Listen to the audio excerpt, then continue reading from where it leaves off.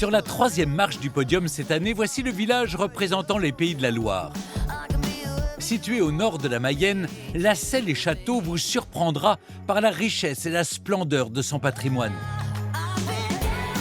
De son imposante forteresse à ses ruines romantiques jusqu'à ses somptueux et paisibles jardins, il se dégage de cette petite cité de caractère une atmosphère hors du temps qui charme aussi bien ses visiteurs que ses habitants. Tombé amoureux du village, Guillaume et sa famille y ont emménagé l'an dernier, passant ainsi du tumulte de la ville au calme de la campagne. On avait un désir de retour à l'essentiel, de revenir à la terre, de faire notre propre potager, de profiter de balades. Et je pense qu'en emménageant à Lassay, c'est vraiment ce qu'on a trouvé. Travaillant dans le digital, Guillaume raconte ainsi sa nouvelle aventure sur les réseaux sociaux, vantant les atouts de son village, parmi lesquels ce pub insolite où l'attend Angélique, guide à Lassay. Salut Angélique. Salut Guillaume, ça va? Ça va et toi? Ouais, très bien. À ne pas manquer, ce bar est le repère d'un drôle de duo. Mathias et son lapin Betty Boop qui adore aller de table en table. Bon alors, pourquoi tu m'as donné rendez-vous ici? Ah bah écoute, le pub à Victor, c'est quand même le lieu incontournable de Lassay-les-Châteaux. Une institution. Une institution. Et puis, c'est aussi un bâtiment qui a une grande histoire et c'est la seule maison de Lassay qui a cette avancée comme ça en hauteur. C'est un des plus vieux bâtiments de Lassay-les-Châteaux en réalité. Et alors pourquoi le pub à Victor et pas le pub à Mathias? Donc en fait, il faut savoir que Victor Hugo a séjourné à Lassay. Le 20 juin 1836, en fait, Victor Hugo était en voyage. Il partait avec sa maîtresse Juliette Drouet vers Fougères. Et donc Victor Hugo a dormi dans ce qui était à l'époque l'auberge du Cheval Blanc. Voilà. Et il a d'ailleurs réalisé de très jolis croquis des châteaux de Lassay.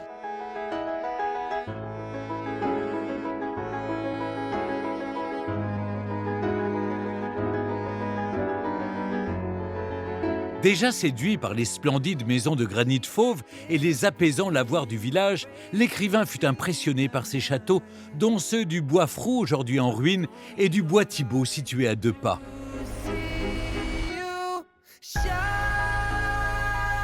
Datant du XIIe siècle, ce château majestueux était l'un des plus importants de Mayenne et raconte le lien unissant Lassay au personnage légendaire de Lancelot du Lac.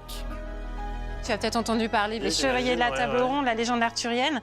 Il faut savoir qu'il y a une thèse selon laquelle le personnage de Lancelot du Lac serait inspiré d'un personnage réel qui a existé, l'ermite Frimbault, qui a évangélisé le Maine au VIe siècle et qui a édifié un monastère à Lassay.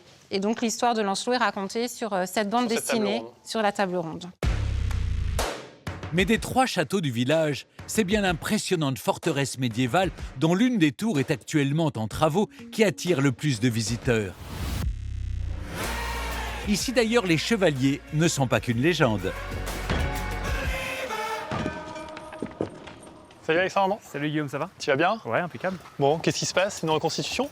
Oui, on est en train de s'entraîner pour la reconstitution de l'été. Tu m'en montreras un petit peu plus? Avec plaisir. Allez, je te suis. Gardien ici depuis 6 ans, Alexandre connaît les moindres recoins de ce château. Des 8 tours de l'édifice jusqu'à cette superbe cuisine d'époque où le potager en granit du XVIe siècle et les cuivres du XVIIe sont remarquables. Quant à l'histoire de ce site hors du commun, elle n'a bien sûr plus de secret pour lui. C'est un château qui a été construit en 1458, donc au XVe siècle, fin du Moyen-Âge. Ici, on était du côté français, donc dans la province du Maine.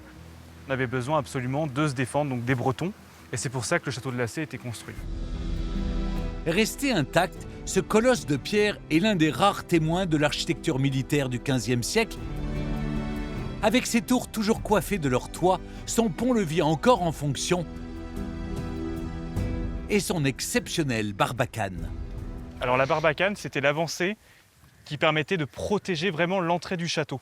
D'accord. Donc tu avais une forme très arrondie, une forme de proue de bateau, qui permettait de dévier les boulets de canon. Et en plus, la barbacane, elle est super bien défendue à l'époque. Elle compte 19 canons sur 3 niveaux différents. C'est quasiment unique en France, parce que dans la plupart des châteaux, en fait, ça a été rasé. Pour les Lasséens en général, le château, c'est vraiment un emblème de Lassay, parce que tu as des gamins dans les années 80 qui s'amusaient à se faufiler dans le château et tu as même des inscriptions pour marquer vraiment leur passage. Et c'est plus possible aujourd'hui parce que les enfants... Non, il y a des gardiens, donc c'est plus possible.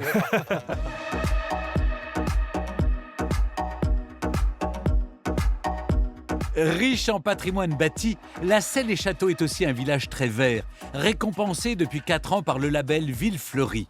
La roseraie qu'entretient Bernard en contrebas du château en est le plus bel exemple. Salut Bernard. Tu vas bien? Salut, ça va, oui? Bon alors, les roses, ça se passe bien? Oui, bah voilà, on fait un peu d'entretien, on nettoie là, quelques mauvaises herbes au milieu de ces rosiers. Cette roseraie, elle a été créée en 1990 sur un jardin à la française qui représente 300-350 variétés de roses. Et puis une deuxième partie avec un retour vers la nature et un jardin à l'anglaise. C'était une volonté des élus de l'époque d'accompagner la restauration du centre ancien, le patrimoine minéral, avec le patrimoine végétal. Sur 1 hectare, ce parc verdoyant offre une formidable parenthèse végétale aux familles lacéennes comme aux visiteurs. Et le parc et la roseraie sont ouverts vraiment toute l'année? Il y a Alors pas de période, c'est un parc complètement ouvert au public toute l'année, gratuit forcément. On a vraiment beaucoup de visiteurs parce que on est vraiment au pied de la ville là. Et par ici, on a une zone d'éco-pâturage où les gens viennent voir les animaux. Il y a des décors pour toutes les saisons. Il y a toujours quelque chose à découvrir. Voilà. Et si par hasard la visite des châteaux et des jardins aiguise votre appétit, sachez qu'une spécialité culinaire cette fois ravit ici tous les gourmands, la fameuse tourquette. Voilà, elle est généreuse celle-ci. Pâtisserie ancestrale que continue de concocter Michael, cette pâte à choux est en quelque sorte le donuts lacéen. Ça fait plus de 200 ans à peu près qu'on mange de la tourquette à Lacé. On sortait à l'époque le bus de Saint-Frimbault. Donc la tourquette était mangée au moment de la possession. Et pourquoi il y a un trou au centre exactement? Parce qu'au moment du pèlerinage, ils avaient des bâtons et ils pouvaient mettre la tourquette à l'intérieur du boisson et pouvoir manger la tourquette. D'accord. C'est simplement pour pouvoir la transporter? C'est juste pour la transporter. D'accord. Rassurez-vous, même sans procession ni bâton, vous pourrez vous aussi déguster ces tourquettes lacéennes qui se marient très bien au cidre et au jus de pomme. Je pense que vous vous souviendrez longtemps de votre passage à Lacé, n'est-ce pas? Ah bah ça, il n'y a pas de souci. À Lacé-les-Châteaux. De passage à La Selle-et-Château, visitez son impressionnante forteresse. Faites une pause dans la verdoyante roseraie et dégustez quelques tourquettes chez Michael. Encore 2 magnifiques villages comme on les aime, que vous serez nombreux, j'en suis sûr, à visiter cet été. On l'a dit, on l'a vu, l'Alsace est une terre de tradition, mais elle est aussi un formidable terroir qui produit l'un des meilleurs vins au monde. Et j'accueille maintenant Georges Lorenz. Merci Georges, venez, approchez-vous. Vous savez que j'aime les familles comme ça qui perpétuent des traditions depuis des générations. Et vous, je crois que votre famille fait du vin depuis 1836. Vous êtes la 7e génération, n'est-ce pas? Exactement. Notre famille est arrivée à Bergheim en 1680. Au départ, ils étaient courtiers en vin. On appelait ça les gourmets. Et plus tard, donc, Gustave Lorenz a développé la partie viticole. Alors, qu'est-ce qui fait la réputation mondiale des vins alsaciens? C'est sa qualité, ses terroirs, ses cépages, nos spécificités en Alsace. C'est d'abord notre microclimat très particulier, semi-continental. C'est aussi nos terroirs très variés, d'une colline à l'autre. Chaque colline a une géologie différente, un microclimat différent. Donc ça va avoir un impact sur nos vins, bien sûr. On célèbre cette année, je crois, le 70e anniversaire de la route des vins d'Alsace. Il y a donc un tourisme œnologique en quelque sorte. Absolument. C'est un vignoble qui accueille 7 millions de nos touristes par an. Nous sommes vraiment très bien placés. 4 heures de Paris, 4 heures de Munich, 4 heures de Milan. Donc nous avons un tourisme international. J'oublie Bruxelles. Et on a surtout des villages magnifiques. Mais merci beaucoup, Georges. Je vous en prie. C'est un plaisir. Et évidemment, je le rappelle, c'est à consommer avec modération. Je vous le disais en début d'émission, c'est la 12e édition du village préféré des Français que nous vivons en ce moment même. Je suis très fier, bien sûr, de cette aventure qui, j'espère, durera encore longtemps, car au-delà de la mise en lumière du patrimoine de nos régions, l'émission apporte aussi des effets positifs pour tous les villages, qu'ils aient gagnés ou pas d'ailleurs, et j'en suis toujours très heureux. Depuis plus de 10 ans, le village préféré des Français a mis un coup de projecteur sur plus de 180 villages. Et ce n'est pas près de s'arrêter, car je ne me lasse pas de venir vous rendre visite dans toute la France. Vous êtes là depuis le XIIIe siècle, non hein? Non, pas tout à fait. Non, pas tout à fait. Sinon, vous voyez comme je serais Mais jouette. vous êtes magnifique. L'occasion de rencontres inoubliables. Vos petits-enfants pourront venir en disant... Ouais, ce sera moi qui l'aurais fait. Ouais. Et d'expériences savoureuses. C'est parti, salut. Et je ne suis pas le seul à voir du pays, puisqu'après chaque diffusion de l'émission, vous êtes toujours plus nombreux à vous rendre dans les villages sélectionnés. Les 4 semaines qui ont suivi l'émission, on a beaucoup plus d'affluence, on a plus de coups de téléphone.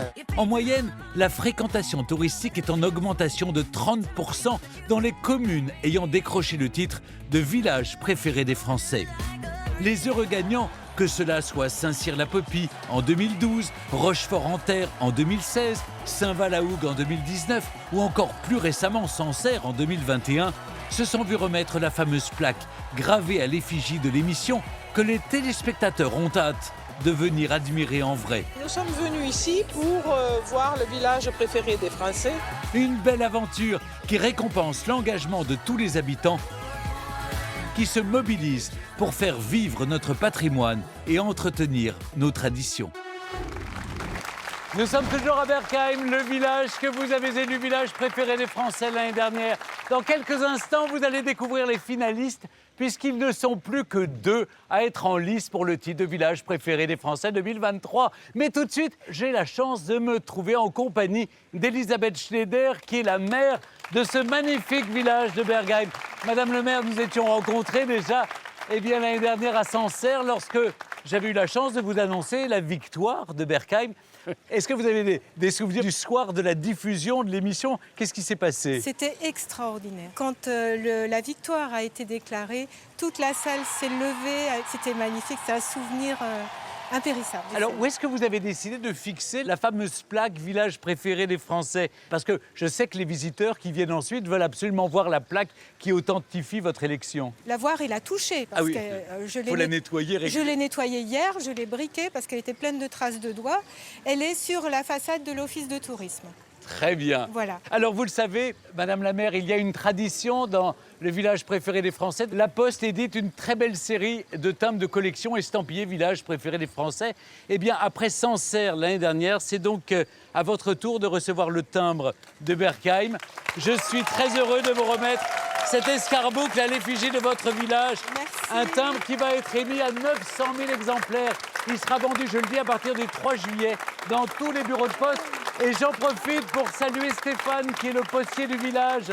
Alors, vendez au bureau de poste le timbre de Berkheim. Hein. On fera notre maximum. Vous ferez votre maximum, j'en suis persuadé. C'est un très beau timbre, je crois que ça va permettre à votre village de voyager encore davantage dans le monde entier, voilà, sur les cartes postales qui tout à fait, immortalisent ce très beau village et cette place magnifique. Merci à vous. Allez, ils ne sont plus que 2 à prétendre au titre de village préféré des Français 2023. Je vous propose sans plus tarder de partir à leur découverte, sans connaître leur classement bien sûr. Mais on se retrouve juste après, en présence des maires de ces 2 villages, pour le dénouement de cette soirée. Direction les Hauts-de-France, où se trouve le charmant village d'Esquelbecq. Traversé par l'Isère, Esquelbecq est à lui seul un concentré de style flamand, à l'instar de son église du Xe siècle ou encore de son impressionnant château, l'un des monuments emblématiques de l'architecture flamande en France et qui fait la fierté de ses habitants. Et c'est sur les bords de l'Isère que j'ai rendez-vous avec mon guide du jour, Aurélie. Elle est arrivée dans le village à l'âge de 13 ans, elle y vit désormais avec son mari et ses 2 enfants. Elle est très attachée à Esquelbecq et elle s'investit énormément dans la sauvegarde du patrimoine local. Bonjour Aurélie. Bonjour Stéphane. Merci de m'accueillir ici à Esquelbecq. Merci d'être venu. Alors nous sommes ici sur l'Isère. Oui, tout à fait, parce qu'Esquelbecq signifie en flamand Ekelsbeek. Et Ekelsbeek en flamand veut dire la rivière au blanc. Et c'est pour ça que dans le village, il y a beaucoup de chênes en fait. Alors où m'emmenez-vous? Sur la Grande Place. Visiter? Sur la Grande Place? Oui, c'est vraiment l'endroit où il faut être. C'est le cœur névralgique. Eh bien, je vous suis Aurélie.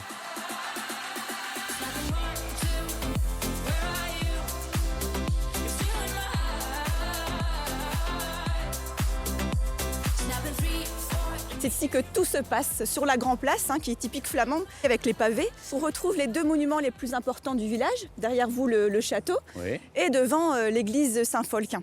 Et on a les 3 rues qui sont censées faciliter la défense de la Grand Place, en fait. Ah oui. Et puis il y a de beaux bâtiments. Tout à fait, donc des belles maisons à caractère flamande.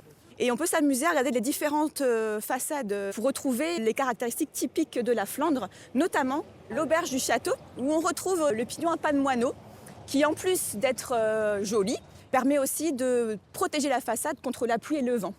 Et sur le pignon, on retrouve le cadran solaire, mais également de drôles de symboles. C'est des signes runiques. C'est les maçons qui s'amusaient à décorer les maisons avec différents symboles. Donc on retrouve le cœur, l'étoile, etc. Avec une alternance de briques rouges et de briques jaunes, typique aussi de la Flandre. Très bien.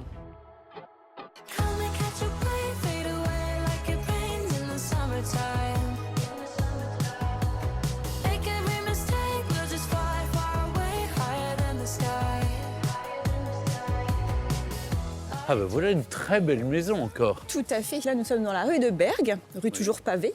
Et cette maison, en fait, appartenait à Pierre Verbord, ancien bailli de Ledringhem, qui était aussi premier maire d'Esquelbecq.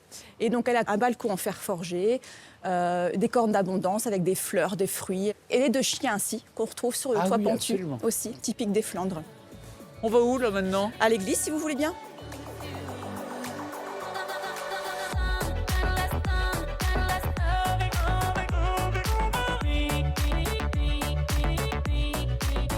Elle a quand même une façade tout à fait originale, cette église de Saint-Folquin. Oui, c'est une hallekerk. Donc contrairement aux églises classiques, qui a la nef centrale plus haute que les bas-côtés, là, les 3 nefs sont vraiment d'égale dimension et de même hauteur.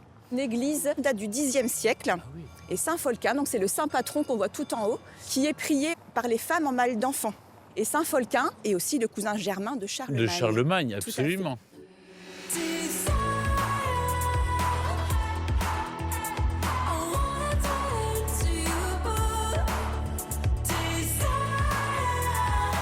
Elle est impressionnante, cette église. Tout à fait.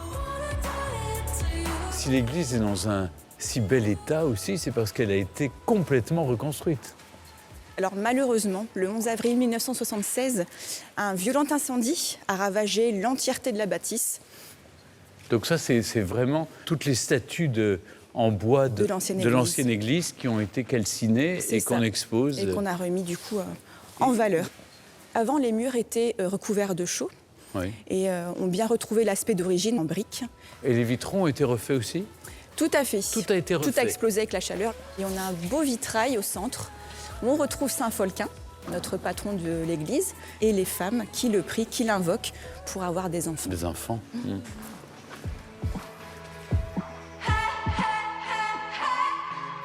On se retrouve plus tard. Moi, je vais continuer ma balade. J'ai rendez-vous maintenant dans une brasserie, une véritable institution dans le village. Alors j'ai hâte d'aller voir comment on fabrique la bière d'Esquelbecq. À tout à l'heure. À tout à l'heure.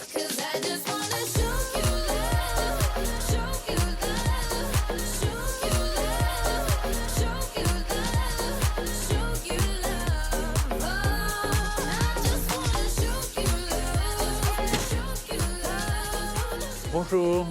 Bonjour, messieurs, dames. Bonjour, Daniel. Bonjour, Stéphane. Bienvenue. Alors, qu'est-ce qui s'est passé il y a 30 ans? Vous avez décidé d'ouvrir une brasserie à Esquelbecq. En fait, j'étais cadre en ressources humaines et j'ai décidé de changer de vie. Et donc de créer une petite brasserie et de venir m'installer ici avec ma petite famille dans le village d'Esquelbecq. Mais on ne faisait plus de bière à Esquelbecq? Non, on n'en faisait plus depuis presque 50 ans. Il y avait plusieurs brasseries, il y en a eu jusqu'à 5 dans le village, des dizaines d'estaminets. Mais tout ça, c'est une autre époque, c'était fini. On me prenait un peu pour un fou, un doudingue, c'était une idée un peu bizarre. La bière artisanale ne parlait à personne. J'ai eu un peu l'intuition que les bières de qualité locales allaient reprendre vigueur. Aujourd'hui, nous sommes plusieurs milliers de brasseurs artisans en France. On va voir la brasserie ?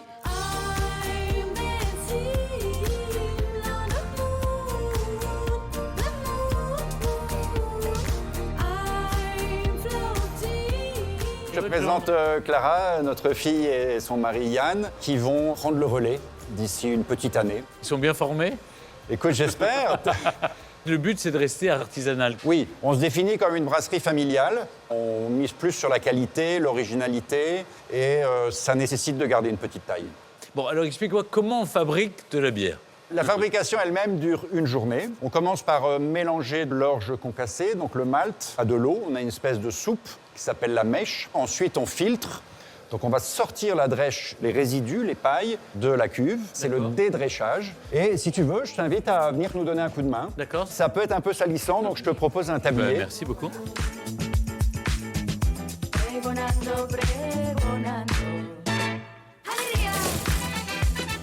Ah ouais.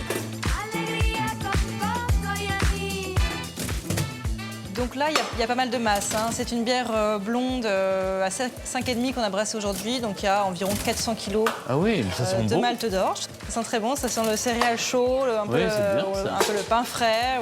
Et le liquide est parti où? Le liquide, on l'a récupéré. Il est revenu dans la cuve qui est à côté, ce qui deviendra de la bière. Mais il y en a énormément, dites donc. Oui, il y en a beaucoup. Cette drèche sera valorisée, en fait. Elle sera donnée à un agriculteur qui va nourrir ses vaches avec. Ah, très bien. C'est une autre pépite d'Esquelbecq que je pars visiter à présent, son château. Situé en plein cœur du village, cet impressionnant quadrilatère flanqué de 8 tours est agrémenté d'un magnifique jardin que Johan, son actuel propriétaire, aime faire découvrir à ses visiteurs. Quel endroit magnifique! Ah, c'est un endroit merveilleux. Alors en fait, de l'extérieur, j'ai été attiré par la beauté du jardin. C'est un jardin qui date du XVIIe siècle, c'est un jardin historique, c'est un jardin fruitier à la base. Donc on est sur des pommiers, des poiriers. Des pommiers, des poiriers qui entourent toutes ces chambres. Il a été conçu entre 1590 et 1610. Il est resté absolument dans son jus en quelque intact. sorte. Il y a eu quelques petits changements au fil des siècles, c'est-à-dire qu'ici, on est au centre de la Croix de Bourgogne, qui a été créé au XVIIIe, à l'époque où les jardins à la française deviennent à la mode. Et quelle est l'histoire de ce château d'Esquelbecq? Il a une grande histoire, puisque les premières traces datent du 9e. Alors ce n'est pas le château qu'on voit ici, et celui-ci, c'est 1470. Ah oui. On est en pleine Flandre, donc dans une région qui à l'époque était très riche.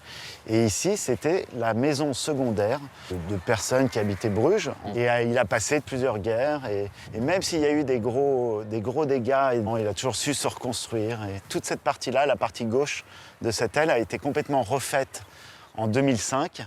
Et c'est vrai que la partie qui s'est effondrée, c'était la partie où il y avait votre chambre et que la veille, vous dormiez encore dans votre chambre. Tout à fait. Le donjon est tombé sur ma chambre et la chambre de mes parents. Vous avez échappé au pire, vous. Et dites-moi, il est dans votre famille depuis très longtemps? Non, pas très longtemps, depuis 1946. Oui. Ce sont mes grands-parents, du côté de ma mère, qui ont racheté, à la sortie de la guerre, le château d'Esquelbecq. Bon, en tout cas, c'est une maison magnifique. Merci, Johan, et bravo pour la ferveur avec laquelle vous faites vivre ce beau patrimoine. Avant de terminer ma visite d'Esquelbecq, je retrouve Aurélie sur la Grand Place. De nombreux habitants accompagnés de l'harmonie municipale s'y sont réunis pour célébrer leur village en musique et dans la bonne humeur. Ben voilà, c'est sympathique. Merci Aurélie de m'avoir fait découvrir ce beau village d'Esquelbecq et cette chaleur humaine, vraiment. Merci Esquelbecq, au revoir. Lors de votre venue à Esquelbecq, ne manquez pas de visiter son atypique église Saint-Folquin, traversez la Grand Place pour découvrir l'impressionnant château et ses sublimes jardins. Et enfin, rendez visite à Daniel et à sa famille pour tout apprendre de l'art du brassage traditionnel de la bière. Partons en Auvergne-Rhône-Alpes, à présent plus exactement à Lavouchillac.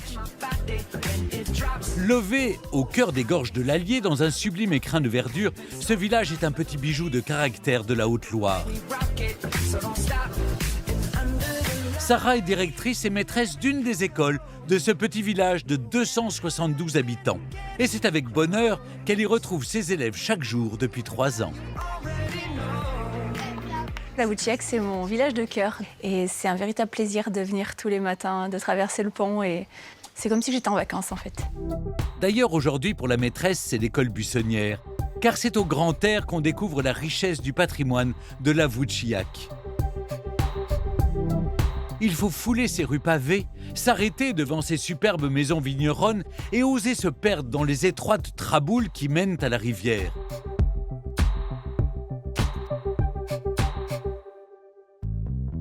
C'est justement sur le pont médiéval du village, datant du XVe siècle, que Marilyn, guide du pays d'art et d'histoire du Haut-Allier, attend Sarah. Bonjour Marilyn. Eh ben bonjour Sarah. Comment vas-tu? Très très bien. Regarde, je t'ai ramené le soleil. Je vois ça, c'est parfait. On va être super bien pour découvrir la voûte. Oui. Tu sais pourquoi on l'appelle la voûte? Non. En fait, si tu observes bien, on a une sorte vraiment de boucle qui s'est créée. Et en fait, le terme occitan de boucle, c'est volte. Donc la volta. Et donc on va conserver le nom de la voûte. Au creux de cette boucle se dresse le superbe prieuré Sainte-Croix. Un projet grandiose entrepris au XIe siècle et modifié au fil du temps.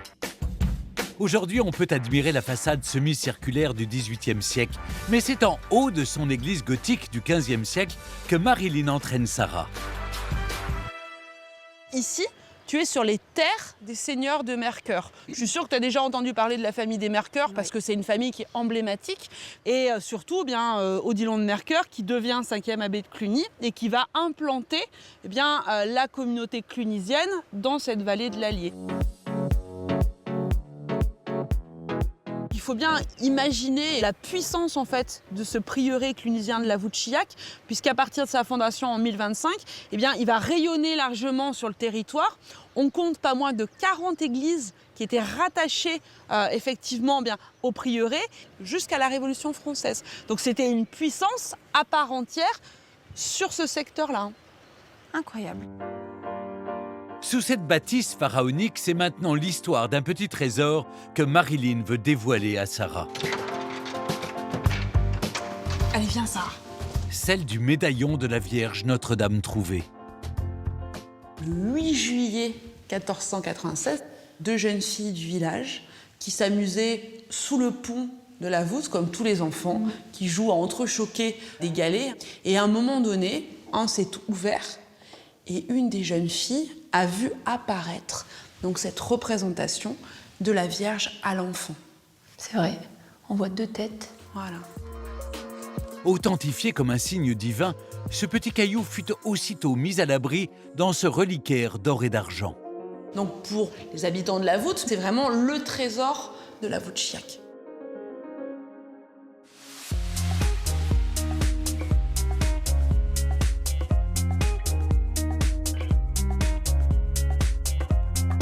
Aujourd'hui, l'Allier continue d'offrir des richesses inestimables.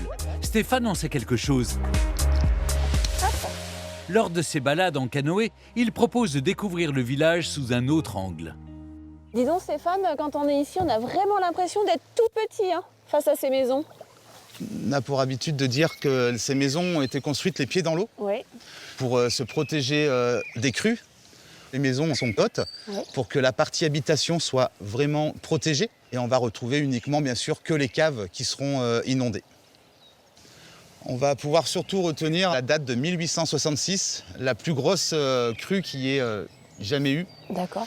Où les deux côtés de l'Allier se sont rejoints. Et à savoir que le pont médiéval a résisté, un des seuls à avoir résisté à cette crue. Une nature parfois hostile, mais le plus souvent source d'émerveillement pour qui prend le temps de l'observer. Milan Royal, Héron ou Martin Pêcheur ouvraient l'œil. Considérée comme l'une des dernières grandes rivières sauvages d'Europe, la faune et la flore de l'Allier sont particulièrement remarquables.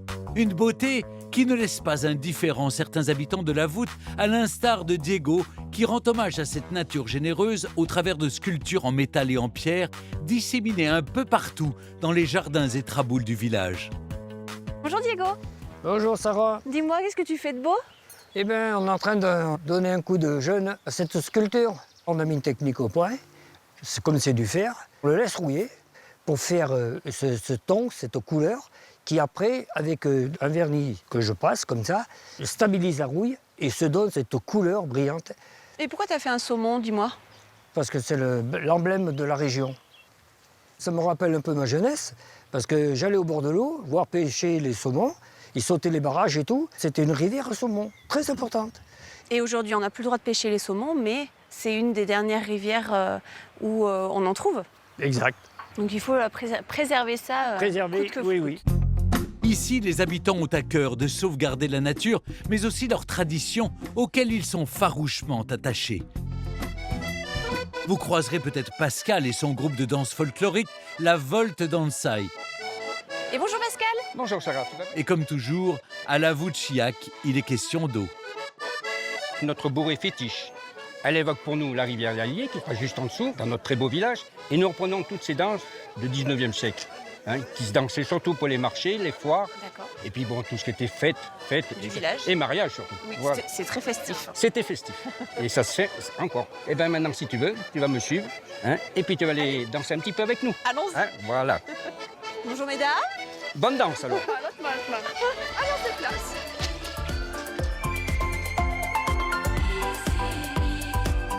De passage à la voûte Chiac, découvrez le trésor de Notre-Dame trouvée, profitez d'une descente en canoë sur l'Allier et enfin, partez vous perdre dans les Traboules à la recherche des œuvres d'art de Diego. 2 superbes villages sont en finale cette année. Dans un instant, vous saurez quel sera le prochain village préféré des Français entre la voûte Chiac ou Esquelbecq. Avant de retrouver les maires finalistes, j'aimerais vous dévoiler en exclusivité les 14 monuments sélectionnés cette année pour concourir au titre de monument préféré des Français 2023. Vous avez pu voter pour choisir parmi 42 monuments celui qui représentera votre région et vous avez été extrêmement nombreux à le faire. Je vous propose de découvrir maintenant les 14 sélectionnés. Vous pourrez soutenir ces 14 finalistes dès demain sur le site de France Télévisions. Et je vous donne rendez-vous à la rentrée lors des 40e Journées européennes du patrimoine pour connaître le nom du monument qui succédera à la gare maritime de Cherbourg et au sous-marin Le Redoutable. Vous le voyez, je me trouve à présent dans une très belle cour typique de Bergheim, à l'abri des regards car le grand moment est arrivé. Je vais rejoindre maintenant les 2 maires finalistes pour leur annoncer le nom du village préféré des Français 2023. Bonsoir à tous les deux. Alors, je vais vous présenter Didier Roussel, vous êtes le maire d'Esquelbecq, dans les Hauts-de-France. Et vous, Christian Dauphin, vous êtes le maire de la voûte Chiac, dans la région Auvergne-Rhône-Alpes. Merci à tous les deux d'être avec nous en présence d'Elisabeth Schneider, qui est maire de Bergheim et qui nous accueille dans son très beau village. Une première question toute simple, qu'est-ce que vous ressentez à quelques secondes de l'annonce du vainqueur? Très heureux de 2 maires de 2 jolis villages chez une mère d'un très beau village, donc c'est tout bonheur, donc on attend impatiemment avec mon collègue. Et vous, Christian Dauphin? Alors pour nous, c'est le début d'une suite logique de ce qui nous attend bientôt. Elisabeth Schneider, pour être passé par là, un conseil peut-être aux futurs gagnants du village préféré des Français 2023. Restez vous-même, restez authentique, parce que c'est ce que recherchent les touristes, les visiteurs. Eh bien allez, je ne vais pas faire durer plus longtemps le suspense, mais un peu quand même. Avec un cadeau très spécial pour nos 2 villages finalistes. Une entreprise familiale implantée en Provence qui illumine les villes et les villages depuis près de 50 ans est très heureuse de vous offrir les illuminations de Noël de vos 2 villages. Eh bien, avant d'ouvrir l'enveloppe, j'aimerais maintenant que nous puissions accueillir une invitée très spéciale qui nous fait l'honneur de sa présence aujourd'hui à Bergheim, Madame Dominique Faure, ministre déléguée à la ruralité et aux collectivités territoriales. Merci beaucoup. Bonjour Stéphane. Bonjour. Bonjour messieurs, Merci. bonjour madame. Bonjour. Alors, depuis 11 ans, je dois le dire, nous sommes fiers à travers cette émission du village préféré des Français de mettre un coup de projecteur sur les villages de France et de célébrer la ruralité. Pour vous, en quoi c'est important, justement ? C'est fondamental. En fait, la ruralité, c'est avant tout des hommes et des femmes qui vivent en ruralité. C'est quand même pas moins de 22 millions de Français.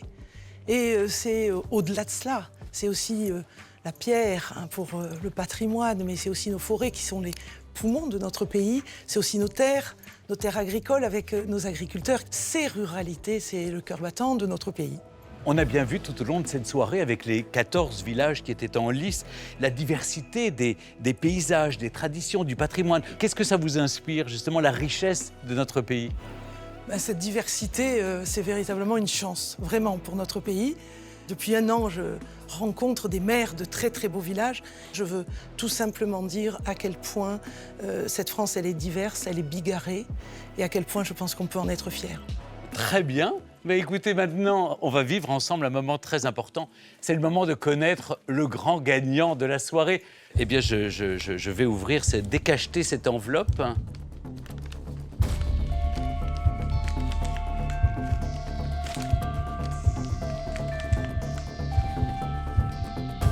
Le village préféré des Français 2023, c'est Esquelbec, dans les Hauts-de-France.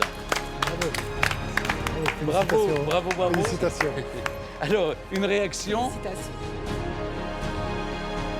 Une réaction, monsieur le maire? Il y a eu un engouement extraordinaire d'une équipe d'élus, d'employés municipaux, d'associations.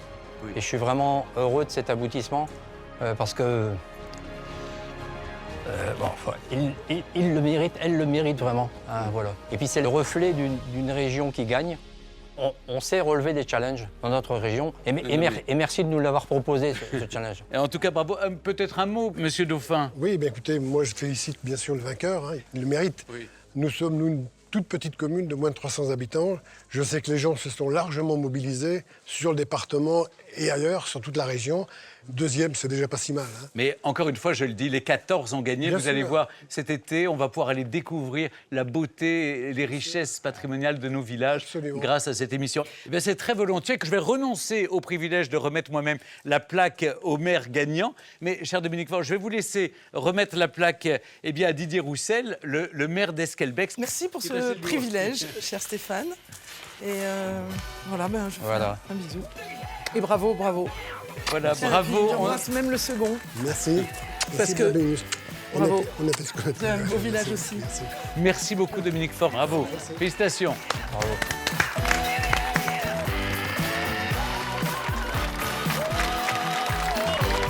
Voilà, le village préféré des Français, c'est terminé pour cette année. Merci d'avoir été si nombreux à voter lors de cette 12e édition. Merci aux 14 très beaux villages en compétition et à leurs habitants qui nous ont si bien accueillis. Merci à la mairie de Bergheim et à tous les Bergheimois et les Bergheimoises pour leur accueil, leur gentillesse. Si vous pensez que votre village a toutes les chances de devenir le futur village préféré des Français, alors n'hésitez pas à vous inscrire pour la prochaine édition en envoyant votre candidature à l'adresse qui s'affiche en bas de votre écran. Voilà, au revoir, à l'année prochaine et vive les villages de France! C'est la fête à Bergheim. Bravo!